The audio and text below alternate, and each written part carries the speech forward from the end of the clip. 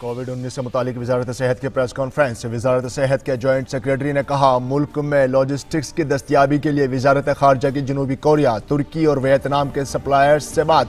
DRDO और भी N95 mask की सप्लाई में इजाफे के लिए मकामी कंपनियों के साथ मिलकर कर रहा है काम। मरकजी वजीर सेहत डॉक्टर हर्षवर्धन ने कोविड-19 पर की ग्रुप ऑफ मिनिस्टर्स मीटिंग की सदारत। मीटिंग में कोविड-19 से पैदा ताज़ा सूरत हाल, इससे निमटने की कार्रवाई और रियासत और मरकज के ज़ेर इंतजाम इलाकों की तैयारियों का लिया जायजा। सोशल डिस्टेंसिंग पर दिया गया जोर। दिल्ली के निजामुद्दीन तबलीगी मरकज में इज्तिमा के जिम्मेदारान के खिलाफ दिल्ली के वज़ीर आला अरविंद केजरीवाल ने FIR की दी इजाजत। अफसरान को इज्तिमा में शामिल लोगों का पता लगाने की हिदायत।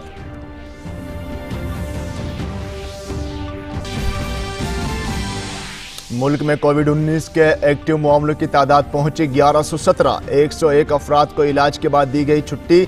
मुल्क भर में कोरोना की वजह से 32 अफराद की मौत। मरकज और दिल्ली हुकूमत ने कहा, दूसरी रियासतों के मजदूरों के मामले में काबू में है सूरत हाल।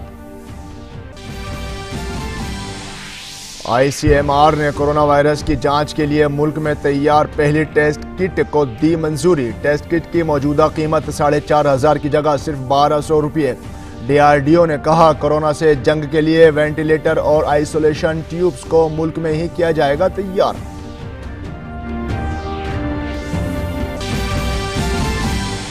और आलमी इदारे सेहत ने दी अच्छी खबर। गुज़िश्ता 24 घंटों में किसी भी नए मुल्क या नए खित्ते से कोविड-19 के इन्फेक्शन की नहीं है कोई इत्तला। दुनिया भर में कोविड-19 के इन्फेक्शन के कुल मामले की तादाद 7,33,000 की मौत।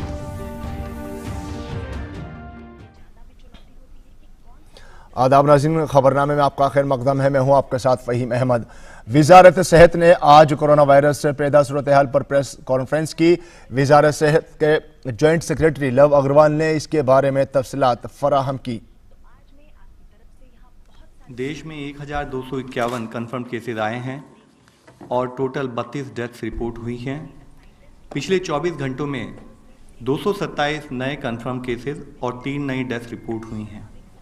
ये डेथ्स गुजरात, वेस्ट बंगाल और मध्य प्रदेश स्टेट से रिपोर्ट हुई हैं। केसेस में आए इस इंक्रीज का कारण है कि कुछ लोकेशंस पर लोगों के सपोर्ट ना मिलने से, समय पे सूचित ना करने के कारण अचानक केसेस की संख्या में ये इंक्रीज नोट किया गया है। और इसीलिए मैं अपनी कल की बात को दोबारा दोहराना चाहूँगा कि हमारी इस कोविड-19 की लड़ाई में हम उतने ही सक्सेसफुल हो पाएंगे जितना हमें कम्युनिटी में सबका सपोर्ट मिलेगा। इस जंग में किसी भी एक समाज के व्यक्ति का सपोर्ट ना मिलने पर पूरे समाज को उसका नुकसान उठाना पड़ेगा। और इसलिए मैं फिर आपके द्वारा सबसे अपील करता हूँ कि ये हम सबकी सामूहिक लड़ाई है, हमें सबको मिलकर इसमें कार्य करना पड़ेगा। लव अग्रवाल ने कहा कि वजारत रियासतों के साथ कोरोना मुतासरीन के राब्ते में आने वालों की तलाश के लिए काम कर रही है। हेल्थ मिनिस्ट्री राज्यों के साथ कोऑर्डिनेट करते हुए रिगरसली सभी कॉन्टैक्ट की ट्रेसिंग पर काम कर रही है, ताकि हम ये इंश्योर कर सकें कि एज पार्ट ऑफ हमारा जो इन्फेक्शियस डिजीज कंटेनमेंट स्ट्रैटेजी है, हम सभी मामलों को आइडेंटिफाई कर सकें और उन पर प्रोटोकॉल के हिसाब से एक्शन ले सकें। इसी संदर्भ में मैं ये भी आपकी दृष्टि में लाना चाहूँगा कि कुछ केसेस ऐसे आए थे जहाँ पर कि लैंड ओनर्स या होम ओनर्स जो डॉक्टर्स और पैरामेडिकल स्टाफ को उनको फोर्स कर रहे थे कि आप उनको लोकेशंस को वेकेट कीजिए। तो जैसे कल मैंने आपसे कहा था, तो उन सब से हमने कहा था कि आप उनको वेकेट ना करें।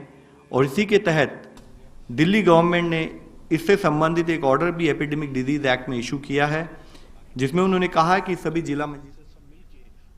और नाज़रीन, ये आपको बराह रास्त लिए चलते हैं वज़ीर आला अरविंद केजरीवाल की मीडिया से खिताब की मीटिंग में।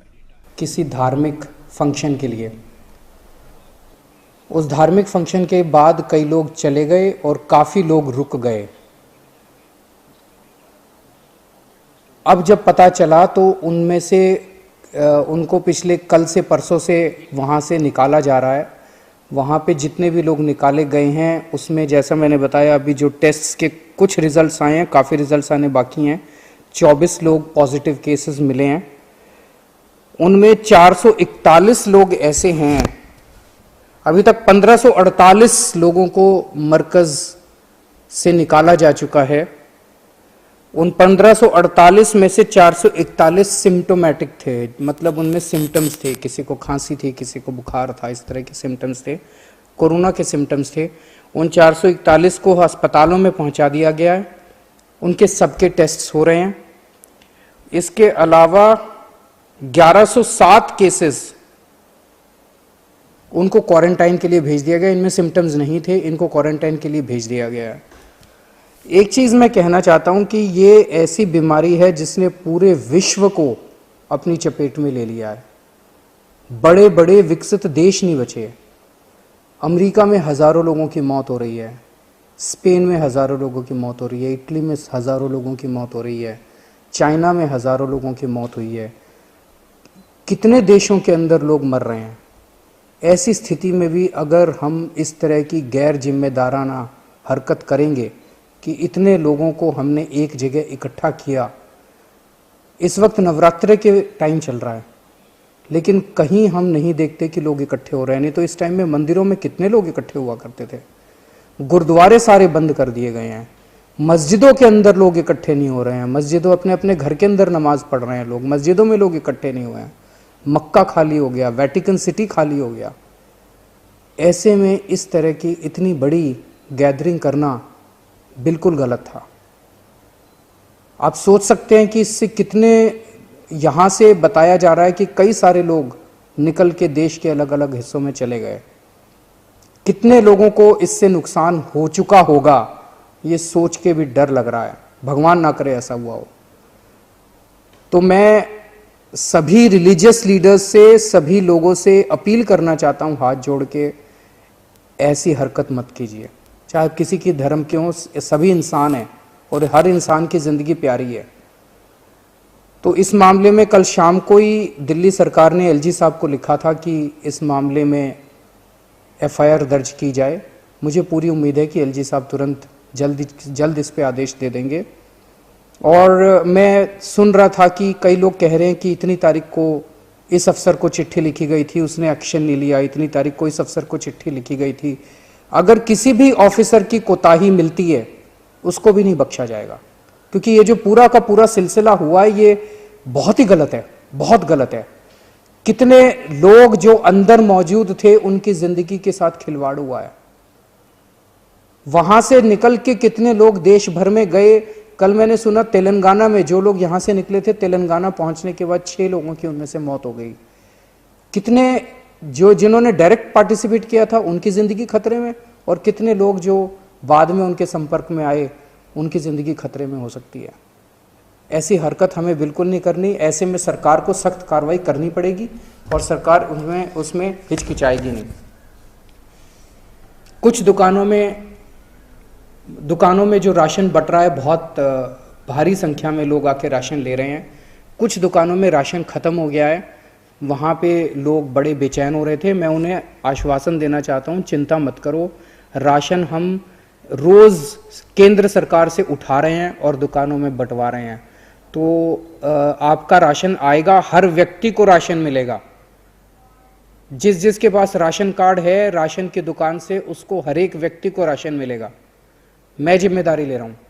तो आप वहाँ पे अगर आज मान लीजिए राशन बंद हो गया, ख़त्म हो गया, तो चिंता मत करना, कल आ जाएगा, परसों आ जाएगा। अगले 3-4 दिन में सबको राशन दिलवाने की कोशिश कर रहे हैं। इसके अलावा कल मैंने बताया था कि जिन लोगों के पास राशन कार्ड नहीं है, जो लोग गरीब हैं, उनको भी राशन का इंतजाम कर रहे हैं।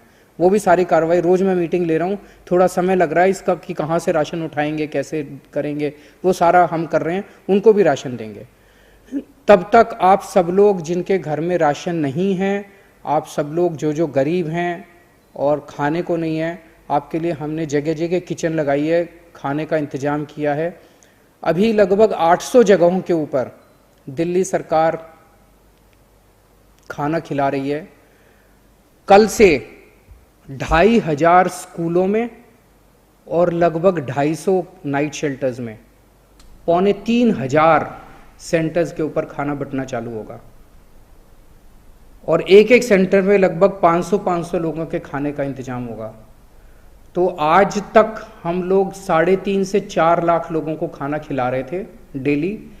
कल से हमारे पास 10 से 12 लाख लोगों को हम खाना खिला पाएंगे। तो नाज़रीन, अभी आप बराह रास्त दिल्ली के वज़ीर आला अरविंद केजरीवाल को सुन रहे थे, जो मीडिया से खिताब कर रहे थे।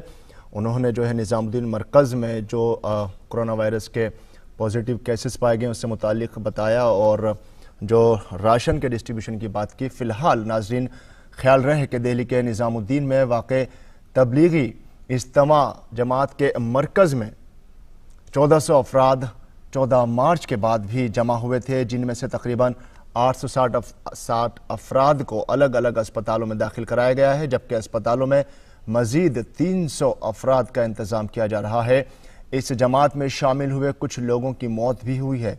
ऐसी इत्तला मिली है कि 6 अफराद की तेलंगाना में मौत हो गई है। उधर अंडमान में भी 10 अफराद के वायरस से मुतासिर होने की इत्तला है।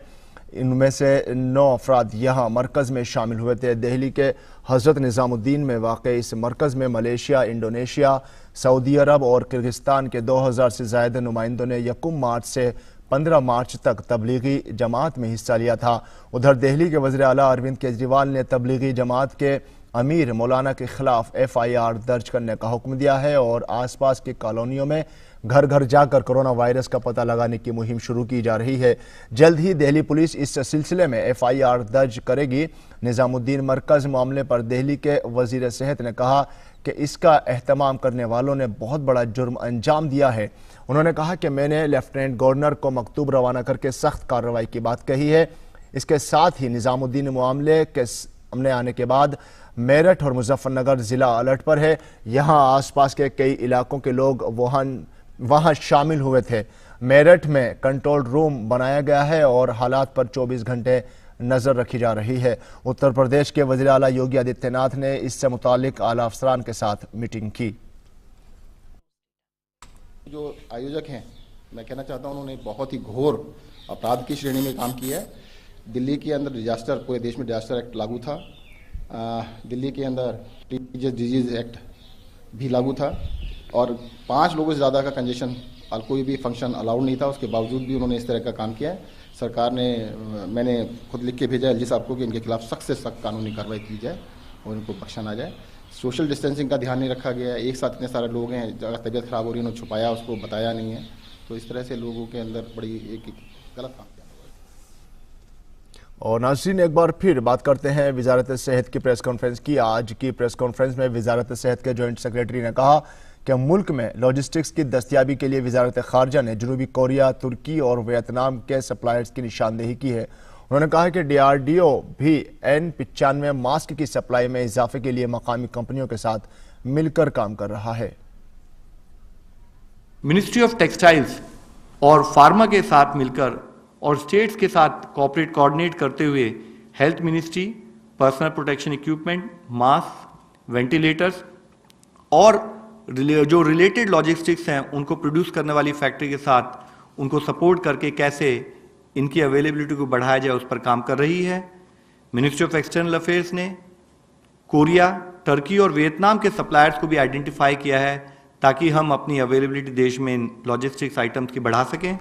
DRDO लोकल मैन्युफैक्चरर्स के साथ मिलकर भी इसी तरीके से N95 मास्क और जो रिमेनिंग लॉजिस्टिक्स है उनको बढ़ाने के लिए कार्य कर रही है। और वजारत दाखिला की जॉइंट सेक्रेटरी पुनिया सलीला श्रीवास्तव ने भी प्रेस कॉन्फ्रेंस से खिताब किया। लॉकडाउन का एनफोर्समेंट स्टेट्स और यूटीज़ में संतोषजनक रूप से चल रहा है। एसेंशियल सप्लाईज की स्थिति भी संतोषजनक है। जो हमें राज्य सरकारों और यूटी से जानकारी प्राप्त हुई है उसके अनुसार लगभग स्टेट्स और यूटीज़ में लगभग 21,064 migrant work relief camps setup किए गए हैं और इन रिलीफ कैंप्स में लगभग 6 लाख से अधिक, अगर मैं एग्जैक्ट फिगर कोट करूं तो 6,66,291 लोगों को शेल्टर की सुविधा दी गई है। इसके अलावा लगभग 23 लाख लोगों को भोजन की भी सुविधा प्रदान की गई है। और नाज़रीन, कोविड-19 पर वजारत सेहत में आज ग्रुप ऑफ मिनिस्टर्स की मीटिंग हुई। वजीर सेहत डॉक्टर हर्षवर्धन ने मीटिंग की सदारत की। मीटिंग में वजीर खारजा, शहरी तरक्यात के वजीर, दाखिला के वजीर ममलिकत, कीमिया व खाद के वजीर ममलिकत और सेहत के वजीर ममलिकत के अलावा खारजा सेक्रेटरी और मुख्तलिफ वजारतों के आला अफसरान मौजूद थे। इस मीटिंग में CISR के DG के अलावा ICMR के DG समेत दीगर आला ओहदेदार भी शामिल थे। मीटिंग में कोविड-19 से पैदा ताज़ा सूरत हाल, इससे निमटने की कार्रवाई और रियासत और मरकज़ के ज़ेर इंतज़ाम इलाकों की तैयारी का जायजा लिया गया।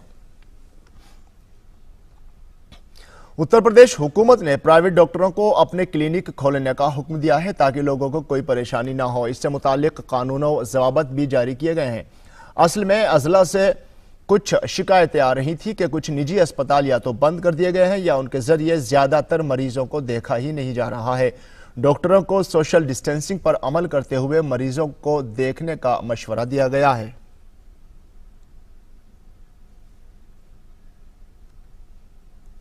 और कोविड-19 की वबा के खिलाफ जंग से निमटने के लिए हुकूमत समेत तमाम इदारे कदम से कदम मिलाकर काम कर रही हैं। कोविड-19 के खिलाफ जंग में मुल्क की तहकीक करने वाले इदारे भी हुकूमत के साथ खड़े हैं।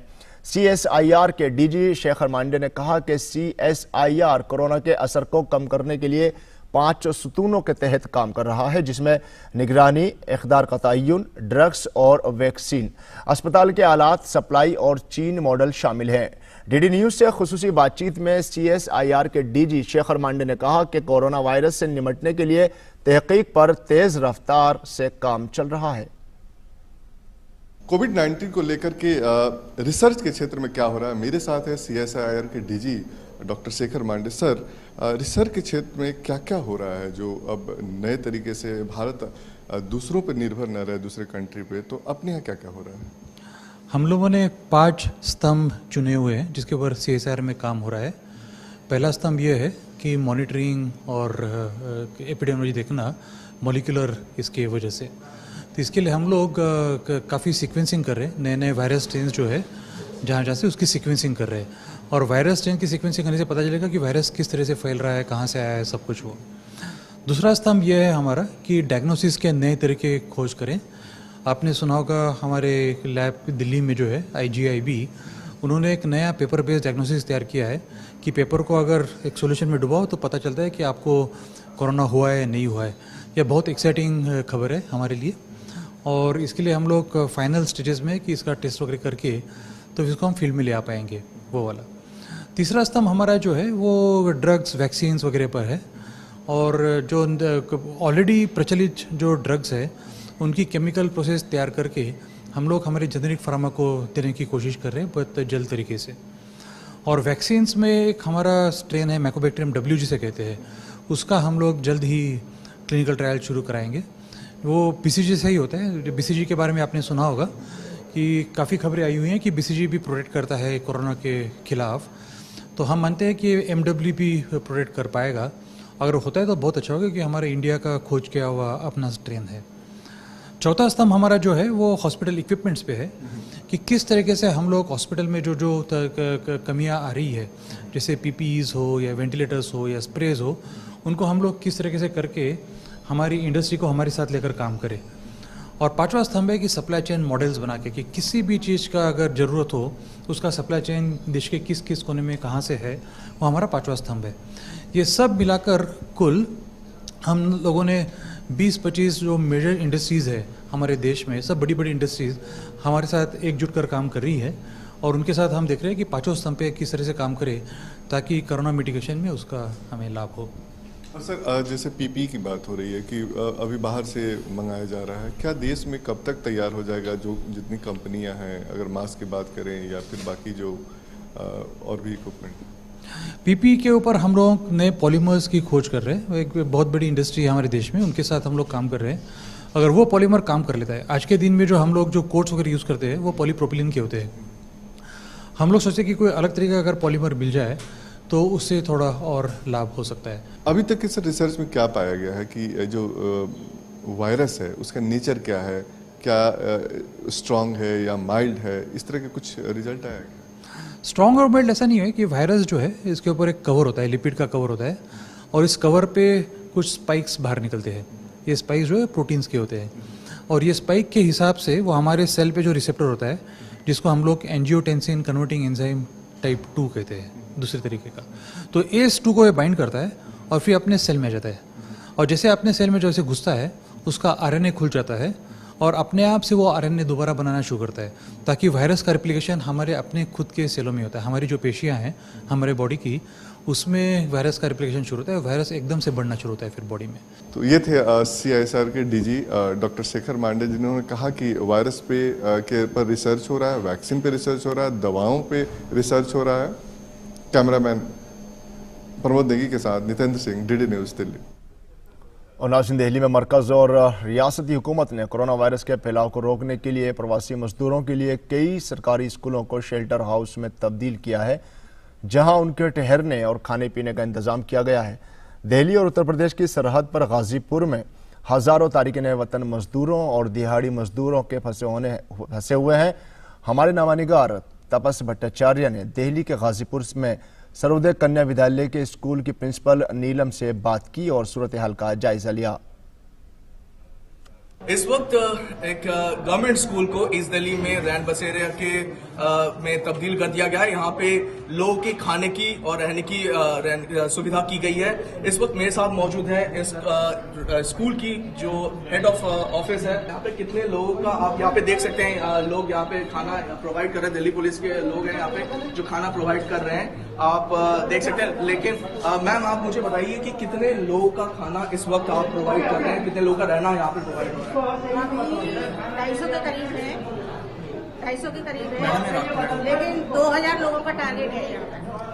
250 के करीब लोग हैं इस वक्त लोग हैं, और तो लेकिन 2500 तक आप 2 से 2500 तक रेडी है। और खाना कहाँ से आ रहा है आपके पास? खाना हमारा सेंट्रलाइज आ रहा है, सेंट्रलाइज सुभाष प्लेस से वहाँ से आ रहा है। तो आप लोग सुबह शाम दोपहर ये तीनों टाइम का आप लोग खाना प्रोवाइड कर रहे हैं? तो यहाँ पे आप देख सकते हैं नीलम जी जो है एक तरह से हेड ऑफ द स्कूल है, और यहाँ पे प्रोवाइड कर रही है। इस रैन बसेरा में खाना जो है वो तीनों टाइम का प्रोवाइड कर रहे हैं, और ये एक अहम भूमिका निभाने जा रहे हैं ये लोग इस लॉकडाउन के समय में। दूरदर्शन समाचार के लिए मैं तपस भट्टाचार्य, दिल्ली। लॉकडाउन के दौरान वाराणसी में जहां नवरात्रि के दौरान मंदिर बंद है, वहीं वाराणसी के पुजारियों ने लोगों से अपील की है कि लोग घरों में रहकर ही पूजा पाठ करें। वाराणसी में लॉकडाउन के दौरान हालात का जायजा लिया हमारे नामानिगार हरिकेश सिंह ने। मंदिर बंद हैं, चाहे वो देवियों के हो या देवताओं के। नवरात्र चल रहा है, मंदिरों में पुजारी विधि विधान से आरती कर रहे हैं, और नवरात्र में लोग लॉकडाउन के कारण अपने अपने घरों में पूजा कर रहे हैं, प्रार्थना कर रहे हैं शक्तिपीठों से। लोगों का भी और मंदिर के पुजारियों का भी आग्रह एक ही है, इस कोरोना से लड़ाई लड़ने का। अपने घरों में पूजा पाठ करें, और जब नवरात्र का अनुष्ठान आखिरी दिन जिसमें बालिकाओं को खाना खिलाया जाता है, उसमें जो धन खर्च हो उसको प्रधानमंत्री के राहत कोष में दें। डेली का पूजन अर्चन का जो समय है, जो जिस तरीके से होता है, वो तो उसी तरीके से हो रहा है, वो सुचारू रूप से चल रहा है। ठीक है। अब रही पूजन अर्चन की, जैसे जो लोग नवरात्र में कलश स्थापना वगैरह, कन्या भोजन वगैरह कराते थे, जो सुविधाजनक हो अपने घर में ही करें, बाहर कम से कम निकलें। हाँ, और जो कुछ भी आपके पास हो वो प्रधानमंत्री जी के राहत कोष में दें, जिससे प्रधानमंत्री जी ज़्यादा से ज़्यादा लोगों का सहायता कर सकें। राहत कोष में देंगे तो वो हर किसी के काम आएगा। धर्म का यही काम है, ऐसा मानना है यहाँ के लोगों का। कैमरा पर्सन पूजा सिंह के साथ doctor Harkesh Bahadur Singh Gautam, DD news, Varanasi. नाज़रीन, कोरोना वायरस के खिलाफ मुहिम में और उसके लॉकडाउन के दौर में समाजी तंजीमें बढ़ चढ़कर हिस्सा ले रही हैं। पेश है गाजियाबाद से हमारे नामानिगार ऋषि कुमार की एक खास रिपोर्ट। कोरोना वायरस से लड़ने के लिए अब सामाजिक संस्थाएं इस मामले में आगे आ रही हैं कि वो उन लोगों की सीधे तौर पर मदद करना चाहती हैं जो रोजी रोटी के लिए आमतौर पर रोजाना संघर्ष करते थे, और जिन्हें इस बात की ज़रूरत होती थी कि बिना काम किए पैसा या अनाज या राशन नहीं वो अपना जुटा पाते थे। ऐसे में कोशिश यहाँ पर ये हो रही है कि इन लोगों को सामाजिक संस्थाएं और जो आम नागरिक हैं, ख़ास तौर से गाज़ियाबाद के, वो अब इन्हें राशन मुहैया करा रहे हैं और कोशिश कर रहे हैं कि वो इनके इस वक्त में काम आए। हमारे साथ इस समय मनोज जी हैं, मनोज से बात करते हैं। किस तरीके से आप लोगों ने ये सब चीज़ें जुटाई हैं, कैसे आपने संसाधन जुटाए हैं और मदद कर रहे हैं लोगों की? हमारी एक एसोसिएशन बनी हुई है, हम सब लोगों ने एक ग्रुप में मैसेज डाला, ग्रुप पे सब लोगों का सहयोग मिलने लगा। फिर हमने 800 किलो आटा, 400 किलो चावल, हल्दी, मिर्च और नमक, इन सब की व्यवस्था सब लोगों ने एक साथ मिलकर कराई है और ये आपके सामने हम सबको इनको वितरण कर रहे हैं। देश में इस तरीके का जो तमाम माहौल बन रहा है, उससे एक नज़ीर भी साबित हो रही है कि हम सब भारतीय एक साथ हैं और मिलकर एक दूसरे की मदद करना चाहते हैं। कैमरामैन विनय और अपने सहयोगी उर्मिलेश भट्ट के साथ ऋषि कुमार, डीडी न्यूज़, गाजियाबाद। मरकजी हुकूमत ने नोवल कोरोना वायरस के पेश नज़र 1 फरवरी को खत्म हुए तमाम ड्राइविंग लाइसेंस, परमिट और रजिस्ट्रेशन की मुद्दत 30 जून तक बढ़ा दी है, जिससे लॉकडाउन की वजह से बिला रोक टोक आमद-ओ-रफ्त और कार्गो खिदमात जारी हो सकें। तमाम रियासत और मरकज़ के ज़ेर इंतज़ाम इलाकों के लिए जारी मशावरत में सड़क ट्रांसपोर्ट और कौमी शाहरा की वजारत ने उनसे ऐसे दस्तावेज को 30 जून तक काबिल कबूल मानने को कहा है। और कोरोना वायरस की वबा फैलने के बाद से दुनिया में इस बीमारी के अब तक सरकारी तौर से 7 लाख से ज्यादा मामले सामने आए हैं और मरने वालों की तादाद 33,000 से जायद है। एक एदाद शुमार के मुताबिक 183 ममालिक और खित्तों में कोरोना वायरस के इन्फेक्शन के कम अज कम 7,15,204 मामले सामने आए हैं, जिनमें से 33,568 मरीजों की मौत हो गई है। AFP के मुताबिक अमेरिका में इस बीमारी के 1,43,025 मामले सामने आए हैं और तकरीबन 3,000 मरीजों की जान चली गई है। इटली में इस बीमारी के 97,689 मामले दर्ज किए गए हैं और 10,779 मरीजों की मौत हो चुकी है। दुनिया में इस बीमारी से सबसे ज्यादा जानें इटली में ही गई हैं। चीन में कोरोना वायरस के इन्फेक्शन के 8,470 मामले सामने आए और 3,304 मरीजों की मौत हो गई। इस वायरस के इन्फेक्शन का मामला सबसे पहले चीन में ही आया था। और नाज़रीन, कहा जाता है कि किताबें आपकी सबसे अच्छी दोस्त होती हैं। 21 दिनों के इस लॉकडाउन के दौरान आप भी अच्छी किताबें पढ़कर अपने वक्त का बेहतर इस्तेमाल कर सकते हैं। भारत सरकार के तहत काम करने वाला नेशनल बुक ट्रस्ट आपके लिए अच्छी किताबों का खजाना लेकर आया है, जो ई शक्ल में मुफ्त में दस्तयाब हैं। ट्रस्ट ने अपनी इस पहल को नाम दिया है stay home India with books.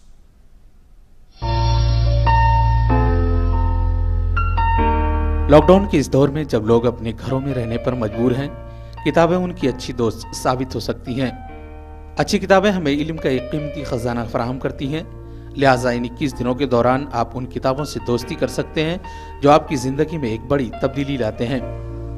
फ़रोग़ इंसानी वसाइल की वजारत की नेशनल बुक ट्रस्ट यानी NBT किताबों को ई फॉर्मेट में लेकर आया है, ताकि आप अपनी पसंदीदा किताबें घर बैठे पढ़ सकें। Stay home India with books मुहिम के तहत नेशनल बुक ट्रस्ट की तकरीबन 150 से ज़्यादा फ़रोख्त होने वाली किताबें मुफ्त में डाउनलोड की जा सकती हैं। हमारी बुक्स थी, उनको हमने ई फॉर्मेट में कन्वर्ट किया और हमारी वेबसाइट के ऊपर अपलोड किया है।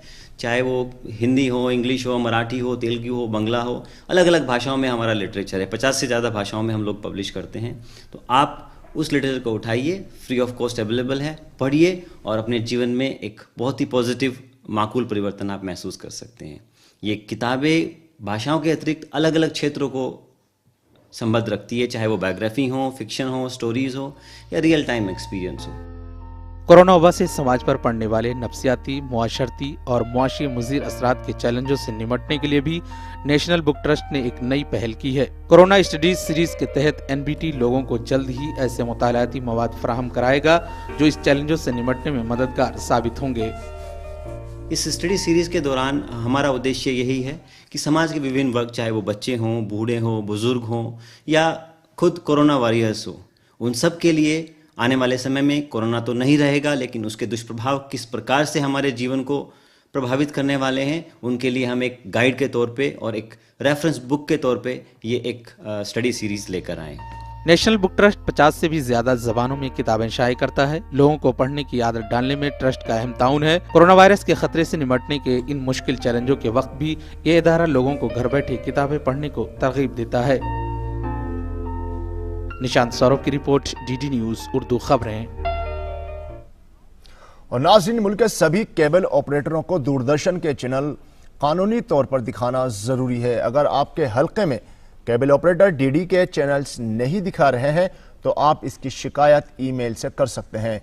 ईमेल का पता है ddpb.inform@gmail.com।